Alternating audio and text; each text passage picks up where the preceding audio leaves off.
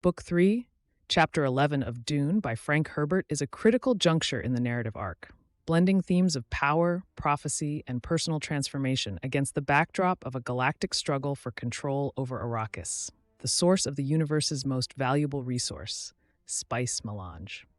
The chapter delves deeply into the multifaceted nature of Paul Atreides, who has now fully embraced his identity as Muad'Dib, a messianic figure poised to reshape the socio-political landscape of the known universe.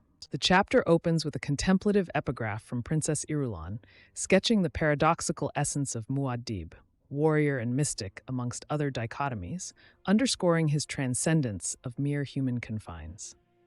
Paul, having secured a monumental victory, enters the Arrakeen governor's mansion, symbolizing the full circle his journey has traversed since arriving on Arrakis.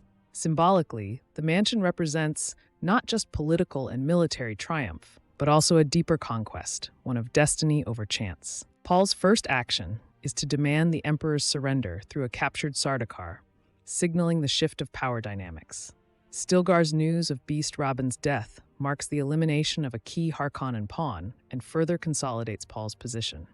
Yet amidst these triumphs, the narrative underscores the profound internal changes within Paul.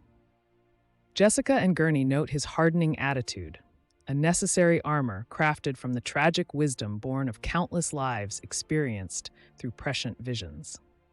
Paul's ponderings on the nature of ruthlessness and wisdom highlight a crucial theme: the inextricable link between power, knowledge, and the moral ambiguity of their application. As the Imperial entourage arrives, the precarious nature of future seeing becomes apparent. Despite his prescient abilities, Paul acknowledges the Guild's different yet limited vision of the future, marking a divergence in how power and knowledge are wielded. The encounter with Thufir Hawat further cements Paul's ascendancy and the tragic loyalty that defines the Atreides' relationship with their followers. Hawat's refusal to assassinate Paul and his subsequent death illustrate the deep personal sacrifices that underpin Paul's journey towards power. The chapter's latter half intensifies the focus on political machinations and the personal dimensions of Paul's quest.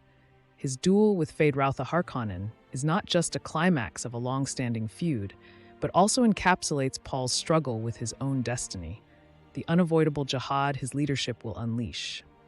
The duel with Feyd-Rautha, filled with perilous twists, is a metaphor for Paul's broader battle against the forces of destiny and his own inner demons. In confronting Count Fenring, Paul faces a reflection of what he could have been, a poignant moment that humanizes the myth of Muad'Dib. Fenring's refusal to kill Paul not only spares Paul's life, but also represents a rejection of a path not taken, one that could have led to a different kind of stagnation or ruin. The chapter concludes with the political consolidation of Paul's power through his marriage to Princess Irulan, a union that signifies the intertwining of personal destiny with the broader currents of history. Paul's assurances to Chani and the division of power among his allies underscore the complex interplay of personal relationships, political power, and the burdens of leadership. In sum, if this video was helpful, please smash the like button and tell me what you would like to see in our next Bookly video in the comment section below. This has been another Bookly Crash Course.